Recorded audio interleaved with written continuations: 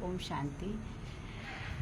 तो अभी तक हम लोग ये जानते थे कि कर्मों की फिलॉसफी कि जैसा कर्म करोगे वैसा फल पाओगे, और इस संसार में हम सभी मन के वश में कर्म कर रहे हैं, अपने आप को मन समझते हैं, साधारण मनुष्य समझते हैं। ज्ञान नहीं है हम सबको। कौन सा ज्ञान? ये लौकिक ज्ञान तो बहुत है, संसार का भौतिक ज्ञान तो बहुत है, लेकिन आध्यात्मिक ज्ञान जब नहीं होता तो जो हम कर्म कर रहे होते हैं वो साधारण मनुष्य एक दूसरे के प्रभाव में आके ही कर्म करता है। उसने हमें सम्मान दिया तो हमने दे दिया, उसने अपमान किया तो हमने भी अपमान कर दिया।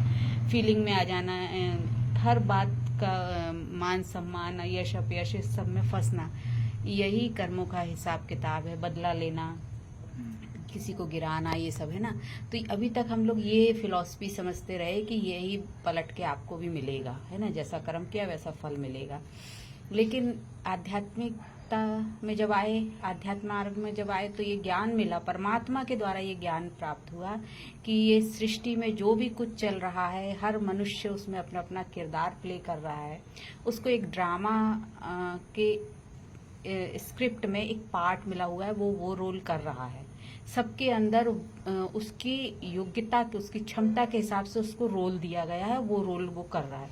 जैसे कोई एक फिल्म होती है, उसमें एक हीरो का किरदार होता है, हीरोइन का किरदार होता है, माता पिता कोई बना होता है, तो कोई नौकर भी बना होता है ना, कोई ड्राइवर बना होता है। तो इसी तरीके से इस सृष्टि में सबका रोल है। कोई गरीब बना है, कोई अमीर बना है, कोई भिखारी बना है, कोई दानी बना है, मतलब सबका अपना अपना रोल है, सबका अपना अपना किरदार है।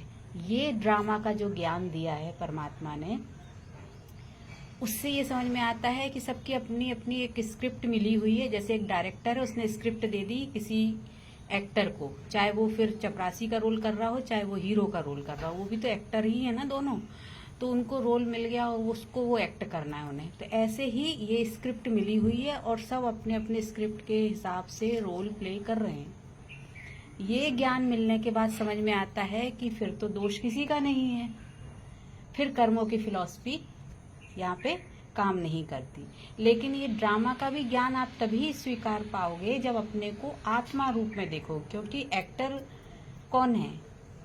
ये जो आपको शरीर के द्वारा एक किरदार मिला वो एक्टिंग कर रहा है, लेकिन उसके पीछे जो है ना, जैसे कि अमिताभ बच्चन है, वो कुली बना है तो वो कुली नहीं है ना। तो ऐसे ही आपको जो एक्टिंग का रोल करने का जो मिला है किरदार, वो आप कर रहे हैं, लेकिन उसके पीछे कौन है? उसके पीछे सब जो है वो आत्मा है।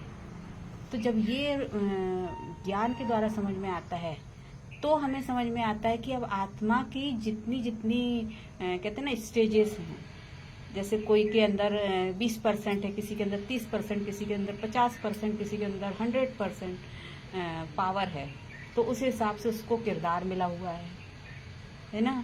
तो यही जो है, ये समझने के बाद समझ में आता है कि सभी निर्दोष हैं, क्योंकि आत्मा तो निर्दोष है। उसको जो रोल मिला है, जो पार्ट मिला है, वो पार्ट प्ले कर रहा है। अगर इस तरीके से ज्ञान को समझते हैं, हम आत्मा रूप अपने आप को मान के आत्मिक स्टेज में रह के समझते हैं, तो फिर कर्मों की फिलॉसफी काम नहीं करती है। फिर हम किसी को दोष भी नहीं देते हैं, है ना। तो सोचो अगर ये सब समझने लगे तो निर्दोष हो जाए, है ना, और किसी को दोषारोपण ना करें। और जब इस तरीके की माइंड की कंडीशनिंग हो जाए, मतलब माइंड जो है वो लो से हाई फ्रिक्वेंसी में चला जाए इस ज्ञान के द्वारा, तो फिर हमें समझ में आता है कि सब चीज को स्वीकार लेना, एक्सेप्ट कर लेना कि सबका अपना अपना पार्ट है सब। तो एक्सेप्ट जब करते हैं तब फिर सहन करने की क्षमता आती है, सहन करने की शक्ति बढ़ती है, समाने की शक्ति बढ़ती है, क्योंकि अब आपने उसको स्वीकार लिया। और तभी आपके अंदर संतुष्टता आती है, और जब संतुष्टता आती है तभी शांति महसूस होती है। तो ये पूरा एक दूसरे से जुड़ा हुआ है।